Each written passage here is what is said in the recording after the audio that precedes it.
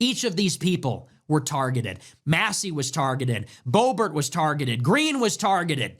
They were all targeted by the Israel lobby and by Trump in the last week to get them to back off. And finally, it became inevitable.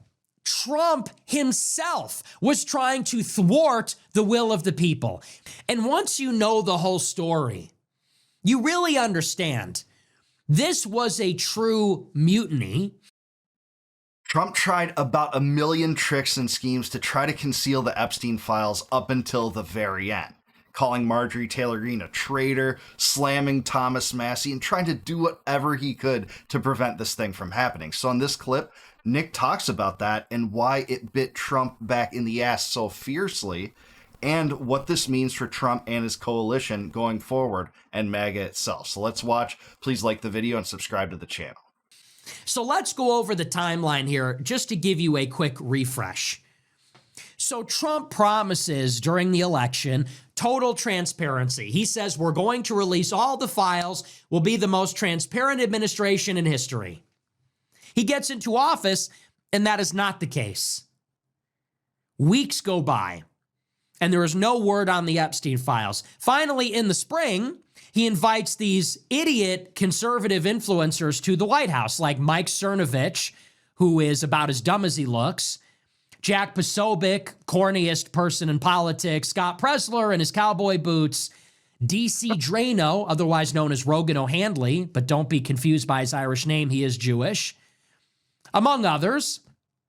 And you remember they take the infamous photo op. They're posing outside the East Wing with their binders that say Epstein Files.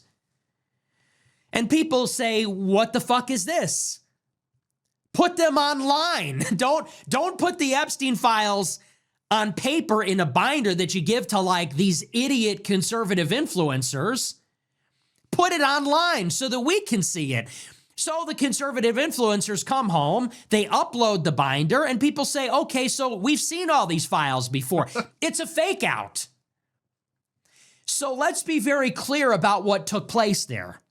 They tried to trick us. That's what that was. That was not an accident. That was not a mistake. They intentionally tried to deceive the public. That's exactly what they did, and how can you argue otherwise? And I knew the second that this came out that these were the documents in those binders, once news spread about this and the fact that they had all been released prior, and this was a total nothing burger, I knew right then they were going to conceal all of this.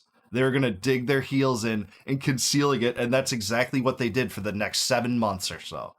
Exactly as Nick said. This was a total ruse after promising to bring transparency in the Epstein scandal. That's what Kash Patel and Dan Bongino said on all these podcasts leading up to it. And, you know, Trump supporters will say, well, Trump didn't make this a big part of his agenda. And I actually think they're right. But here's how Trump ended up doing that, even though he didn't personally state it, is he elevated Dan Bongino and Kash Patel to places of prominence, to Pam Bondi to the head of the DOJ, the Attorney General, after talking about doing this and how important it was to get to the bottom of this, considering the Epstein story and the client list and all of his connections as a Rosetta Stone of sorts to decrypt the corruption that's apparent in our federal government. That's Trump's doing. He has no one but to blame but himself for this. And they insulted their base. The GOP and the Trump administration and Pam Bondi and Kash Patel, they gave a giant middle finger to the base. The base said, we want the files. And they said, oh, well, here's some things that we already released in a gimmicky binder with your favorite influencers on Twitter.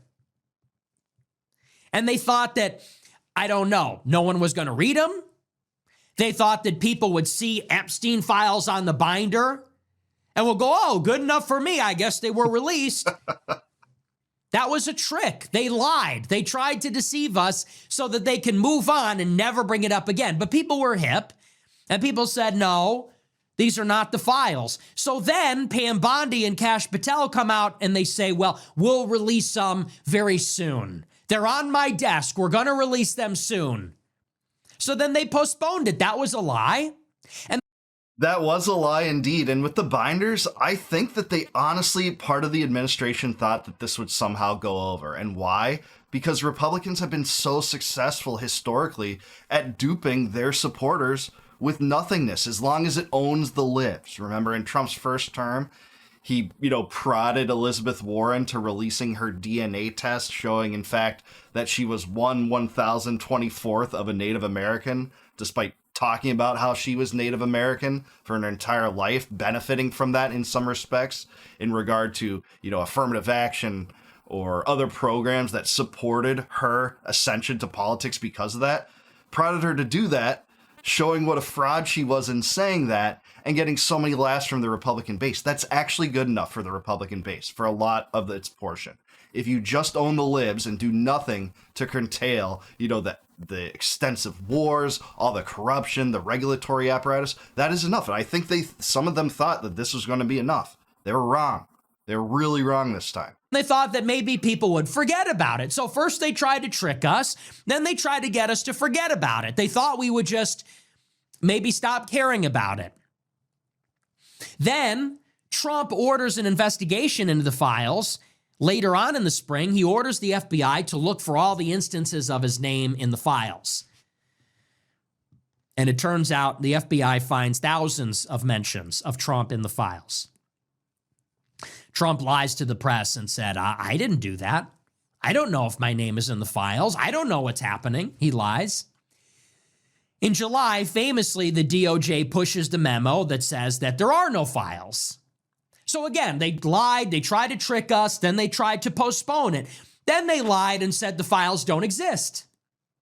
That's exactly what they did. And just to correct Nick on one thing, he said the FBI found thousands of mentions of Trump's name in the files. The only reporting I have seen on this, and it's not to discount his point that Trump's name was in the files, but I've only seen reporting that said there were numerous references to Donald Trump in the files. Not thousands. I'm not sure where he's getting that. He could be right if he's seen something I haven't. But it shouldn't actually be that surprising that Trump's name is in the files. He was the president when Epstein died in his administration under the care of William Barr, who happened to be the son of Donald Barr, the guy that gave Epstein his first job. Not coincidentally enough, perhaps. But also, Trump had a long-term friendship with Epstein. That's been well known. That's been well known for a long time. So it'd actually be more suspicious if Trump's name wasn't in the Epstein files. That doesn't say anything about, complicity and guilt in crimes with Epstein's crimes. That's possible. I'm not saying that that's not possible, but just the sheer presence of the name in the files doesn't really tell us much. But there is some evidence to suggest that Trump became paranoid about this based on the fact that his name was in the files. I'll say that. And people said, are you serious? Of course they exist. First of all, you promised to release them. Second of all, you pretended to release them. Third of all, you said they were on your desk. Now they don't exist. So that's a lie. And very quickly, the narrative surrounding the files collapsed. And you might remember it was in the middle of July that the narrative changed about a dozen times. And Trump comes out and says, well, maybe the files exist, but it's all child sexual abuse material. The only files are photos and videos of children being abused. Then he comes out and says, well, maybe the files are real, but they're all fake. It's a hoax. Maybe the files are real, but they're not really real. Then, and this was the worst, this was maybe the worst thing that was said all year, Trump comes out and says, if you think there are files and if you care about it, he says, you are a traitor. You're working with the Democrats, and I don't even want your vote.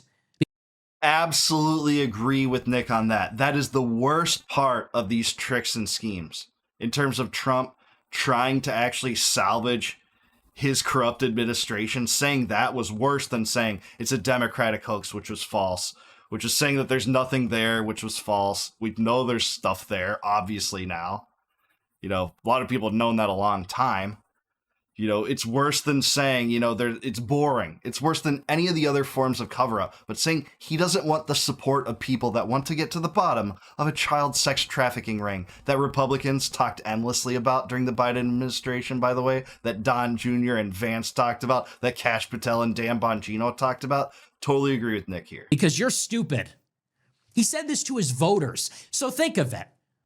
Trump promises to release the files. tries to trick us into thinking he did, then lied to us and said, we'll release them later, then lied again and said they don't actually exist, even though he knew they did. And when the base said that's not good enough, we want them, Trump says, well, I hate you. You're the problem, and I don't want your support anyway. Yeah. Amazing politics. But it gets better. This is where we enter into the next phase of the Epstein Files scandal. That was the initial effort to distract, to defer, to suppress. Phase 2 comes into play when Thomas Massie leads the charge. And right up towards the beginning of the summer recess, Thomas Massie, a Republican, and Ro Khanna, a Democrat, come together and they file a discharge petition. And what this says is that if a majority in Congress vote in this procedural motion, then they can force a bill to come to the floor for a vote. In other words, let's say the Speaker of the House, Mike Johnson, doesn't want to vote on whether to release the Epstein files. The discharge petition overpowers this. And how does it work? You get all the Democrats plus a few Republicans. The Democrats are in the minority by only a handful of votes. So if you get all the Democrats with a handful of Republicans, you can cobble together a majority. And if they use the discharge petition, they can bypass Mike Johnson, the Speaker, and they can force the whole body to vote on whether to release the Epstein files, which is what they do. And by the way, if that doesn't show what's possible from a honest and independent minority in Congress, someone that actually has virtue and honesty to their character, like Thomas Massie and like Marjorie Taylor Greene, what is possible? You can force the hand of corrupt governments in certain ways if you stand on those merits, even standing against your own political party, your own political party's machine. What is possible is doable in Washington, even if you don't have, a massive faction in Congress. I think that might be the most underappreciated aspect to this story, and it shows why Thomas Massie's so heroic and Marjorie Taylor Greene. Protect those two, especially at all costs. So Massie files a discharge petition, and it looks like inevitably this bill is going to be brought to the floor for a vote. So what does Mike Johnson do? On the order of Donald Trump, Mike Johnson adjourns Congress early. In other words, Congress was going to go on vacation in August. Mike Johnson says, we will stop all the major business of this body 2 weeks early. For one reason, because Trump told him to, because if he didn't, they would take up the Epstein file bill. That's exactly what happened. There was a lot of publicity supporting this and Thomas Massie and Ro Khanna and MTG's effort at this point.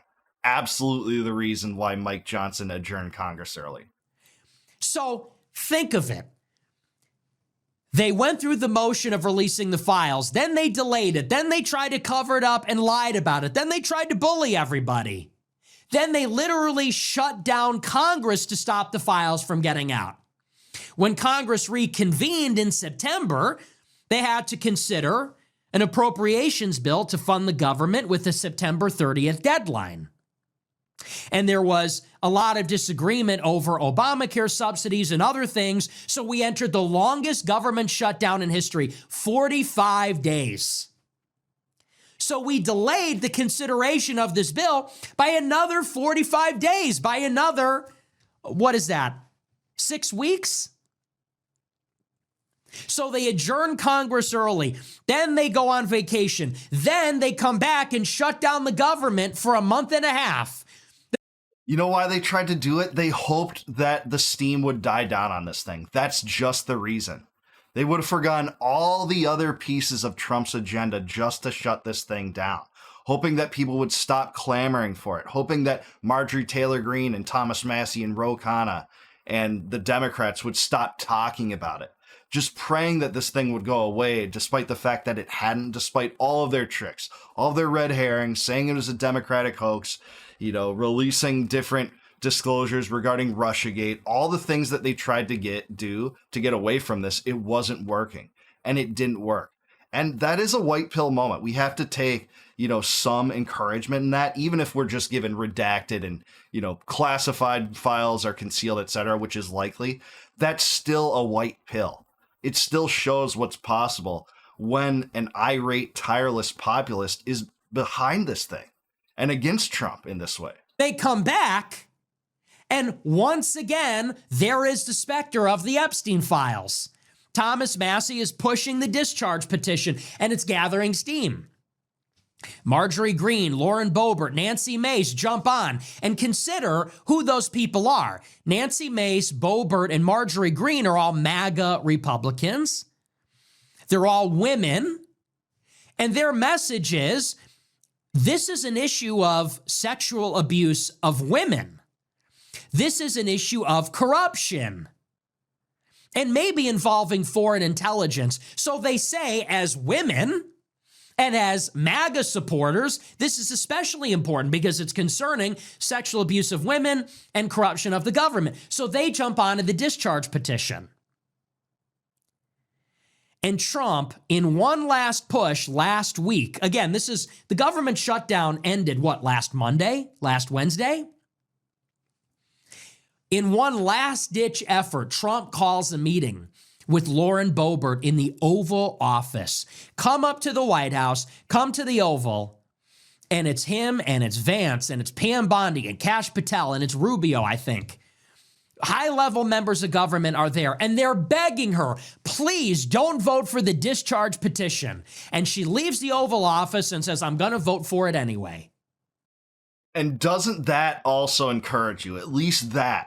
Boebert's not good on a lot of issues, including Israel, but at least on that, she was heroic. Nancy Mace was too. They threw this very big pressure campaign to get her to turn, and she did not. And it's striking in hypocrisy when you think that Trump's original mantra was drain the swamp, and the whole Epstein thing seems to be emblematic of getting to the root of corruption that exists in government and government's ties with, business leaders and bureaucrats and, intelligence agency engaging in nefarious schemes. Getting to the bottom of that, rooting it out, destroying it, eliminating that so it can't tarnish our entire society.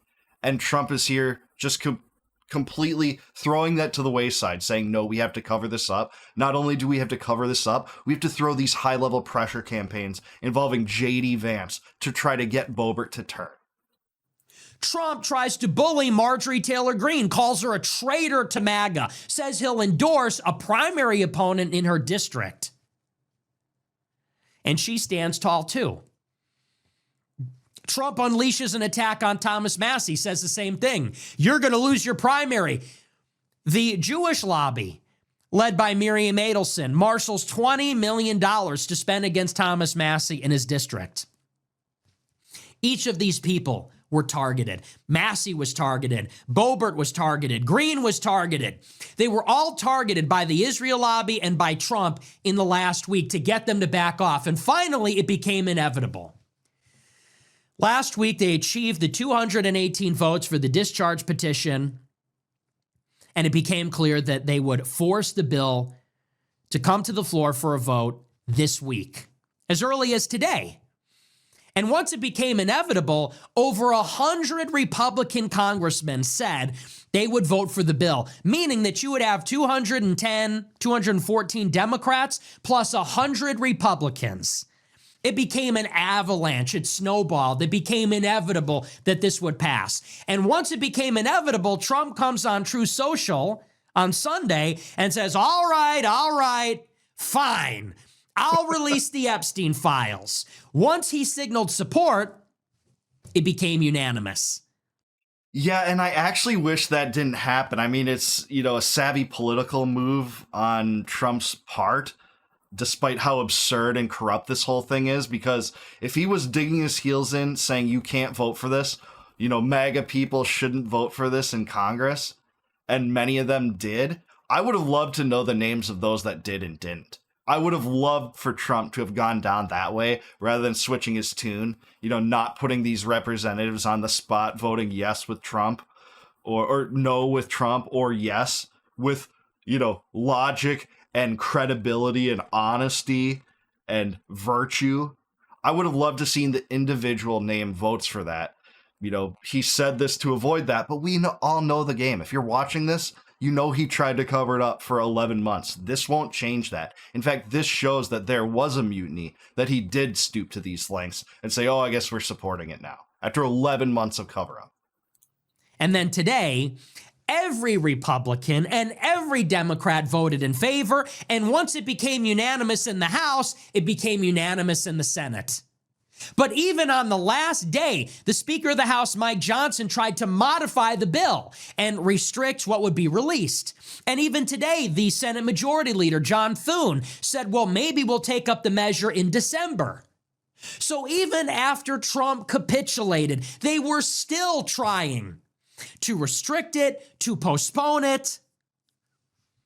But it was so overwhelmingly supported, unanimous, that both of those objections fell by the wayside. And that's a great thing. He's right. Mike Johnson did complain about this, and he's visibly concerned as he walks away and gets questions from reporters on this yesterday that he couldn't amend the bill, saying that there's threats to the political system that will come out if this is released. Well, we want that. We want threats to this corrupt political system to come out. And you give away the game when you tell us that. You also give away the game, Mike Johnson, when you say it's a national security threat if this is released. Why? If this was just what the DOJ says, just sexual exploits involving Epstein and Ghislaine Maxwell alone and no other accomplices, which, by the way, we know Jean-Luc Brunel, at the very least, was an accomplice. He offed himself too once French authorities caught on to him. We want this released because we know you're hiding Epstein's connections to Israel, Epstein's connections to intelligence services, much of which has come out regardless of releases in the last month. Ryan Grimm and Murtaza Hussein has released really interesting information on that. Epstein brokered security arrangements on behalf of Israel with both the Ivory Coast and Mongolia. He was wire transferring money to Yoni Koren, a top Israeli spy. He was writing speeches for Ehud Barak, the former prime minister of Israel, his buddy and former IDF intelligence chief. That was then the defense minister. That is what they're trying to hide, and they give away the game when they say it's a national security risk. Why? It wouldn't be if it's just sexual violations that Epstein is guilty of. It would be if it's embarrassing to the unholy alliance that is the U.S.-Israeli alliance. Alliance in quotes, actually. So the Senate took it up immediately with no modifications, no amendments, and now it will be adopted tomorrow. And once you know the whole story, you really understand this was a true mutiny led by the Democrats and a handful of MAGA Republicans. Think about that. If it were up to Trump and the GOP, we would never see the Epstein Files. And remember, it's not because they couldn't get around to it. They can't blame it on the Democrats. They can't blame it on the deep state. It became very clear and open that Trump was the chief obstacle.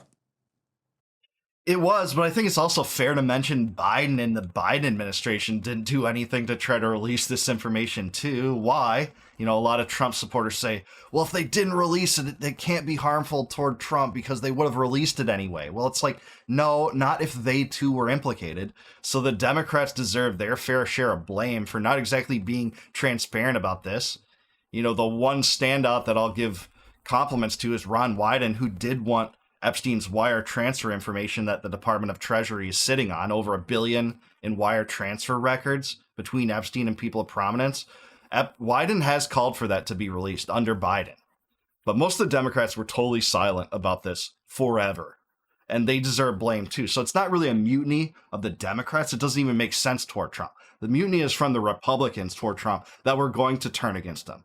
I really wish we had that roll call vote with over 100 Republicans siding against Trump. I want to know the names because those people can be trusted infinitely more than Trump and his cabal. That's for sure. And I don't trust the Republicans for anything, but people like Thomas Massie and Marjorie Taylor Greene are downright heroic. Boebert was heroic on this. Nancy Mace, for all her errors, I think she's Israel first to the core. She was heroic on this too. Trump was effectively trying to exercise a veto over the whole thing. He was standing in the way alone. He and the Republicans. What does this tell us about our system? We are constantly being told that the reason we never get what we vote for is because of the Democrats.